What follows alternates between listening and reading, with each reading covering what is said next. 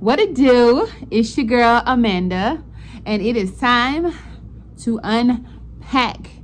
All right, guys. So as you guys can see at the title below, today I am giving like a little story time about how I felt during my divorce, where I was in my divorce. So I'm just doing a little bit of unpacking for myself, a little background about me. I am 35 years old. Obviously, I'm divorced. I now have a 3-year-old that is not by my ex-husband. I am not married right now. I am not single either. So life has been a roller coaster and great and BS and all kind of stuff, right? So I'm just going to dive right into it. During my divorce, and I can't give y'all too much because my book is coming out. I've been working on a book. It's been 3 years. I started working when I was pregnant with Miranda, and it's so hard to write a book about what you've been through because you have to relive some of those things that you've been through. And sometimes I just find myself putting the book up, but it is almost done. I'm so excited, and I cannot wait till it comes out because I just really want to help people unpack their baggage, like let's get it out and be who we are supposed to be, male or female. So I got married in 2012, I think, somewhere around in there. Yeah, long time ago. Before I got married, my father passed. I was very emotional, very lost, could not figure out how I felt. I was really more angry than anything else. And it was the year before I actually got married. So I think I got married 2013. I don't keep up with the date anymore.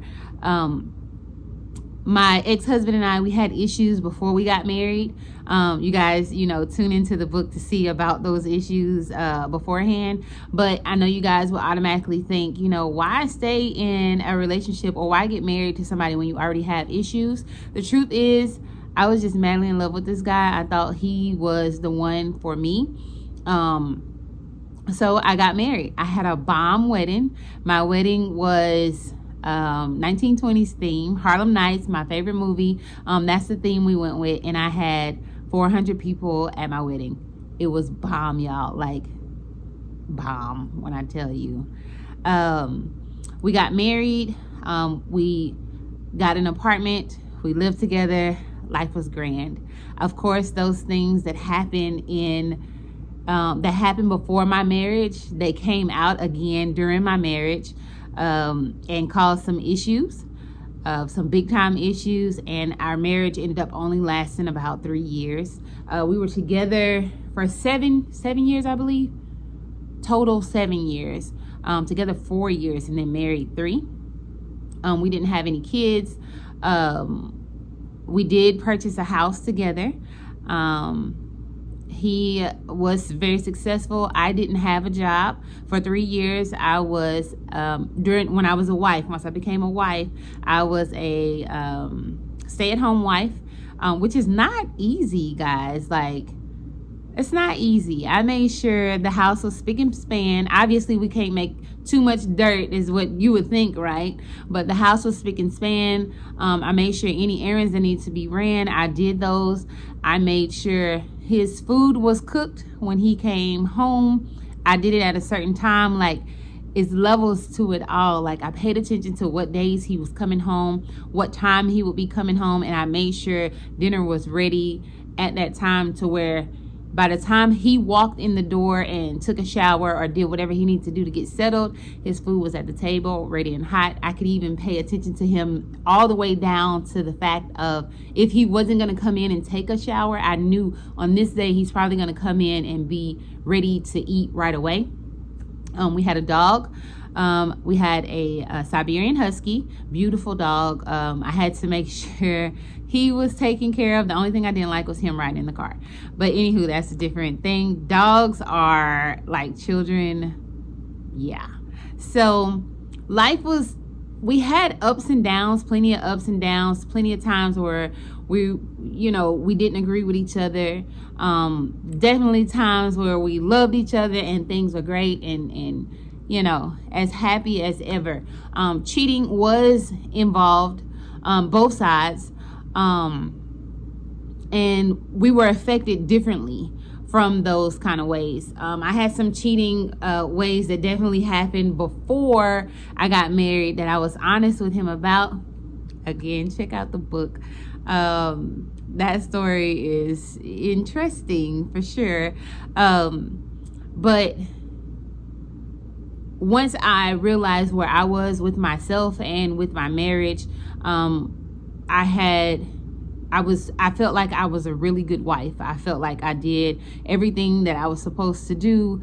I made sure, he was loved right, loved correctly, you know what I mean? I made sure he was on top of things. I supported him. I was there for everything he needed me to be there for, on top of me trying to figure out what I wanted to do with myself, whether that was training. I wanted to help people, so I was still working on finding my purpose. I just wanted to be a dope wife, When it all came down to it, I found out some things that he had going on during our marriage that I did not agree with at all, and I was very hurt by it. I was very lost and couldn't figure out why he did the things that he had done. So I want to talk about my emotions with that and how I dealt with the world. Everybody in my life, they knew my life was going to be grand, and they still do to this day. Shout out to my family and friends. I love y'all so much. So it was embarrassing to go through something that definitely wasn't supposed to be happening in my life. A divorce was not something that I wanted to do at all. He actually gave the papers to me and asked me for a divorce. Now, even though I was down, I was lonely, I was depressed, I was so lost about what it was that he wanted and what I wanted, and how I couldn't understand why I wasn't the one for him, even with my flaws, because I still wanted him. I dug a huge hole for myself.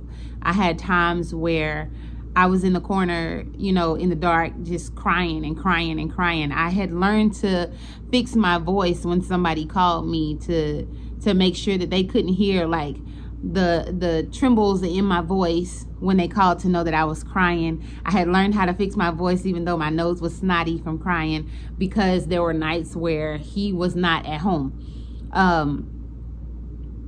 For whatever reasons, I don't know to this day exactly what the truth is. I know a lot, but I don't exactly know what that truth is. I was really scared to tell my exact story because I didn't want any judgment for myself. Although I don't care what people think about me, but when you have people that just know your life is just the best, and when you have people that say, your life is life goals, your relationship is relationship goals, and things like that, it's very hard to come out and tell people this is that BS, especially when you thought the same thing as well. So I had to figure out how to not be ashamed anymore. I had to love myself again. I had to really be honest with myself about what I was going through, and to just be real and say, is this something that you still want to continue to do? Is this really the life that you want to have?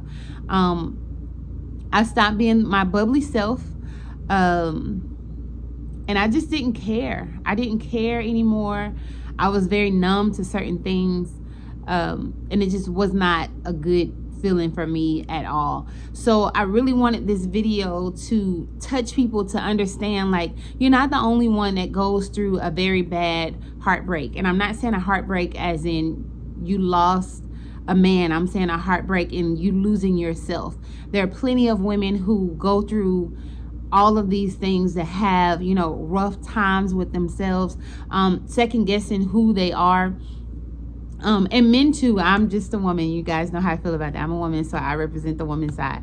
So I want you guys to understand that in those times that you may feel like the world doesn't matter anymore, nothing matters anymore, you don't care anymore, and you don't care to be here anymore, I want you guys to understand that you have purpose, you have life. Some things are learning experiences. It may not feel like it in the beginning, but there is a reason why you went through the things that you went through. You have a testimony, you have something to tell, and it's even better when you come out of it, because now you have become a stronger person and a better version of yourself, and somebody that you did not necessarily know before, even before you got into your marriage or whatever situation you went into. And that is such a beautiful feeling. So I wanted to share how hurt and upset I was, whether things were my fault or not. And I have so much more to tell you guys, but I wanted to give a piece of my story as you guys see where or how unpacking has a huge impact on my life. Now that's just a little sip of the tea, you know, a little sip of the tea. That ain't the full cup. So you guys stay tuned. Make sure you subscribe. Check out the podcast on relationships. We're just talking about relationship baggage so we can unpack and live the life that we should. And let me know how you guys handled a really tough situation. Let me know how you came from it, how it made you a better person. You're gonna always remember what you went through, and sometimes your guard in certain situations will not come down. It just will not come down. It's not that you're scared, it's just that you're just cautious, and it's nothing wrong with that either. Be who you are, love who you are, and if you don't love it, then you change it, because that's what you want to do. I love y'all. Now go be great. Just unpack bags. We just unpacking so we can live.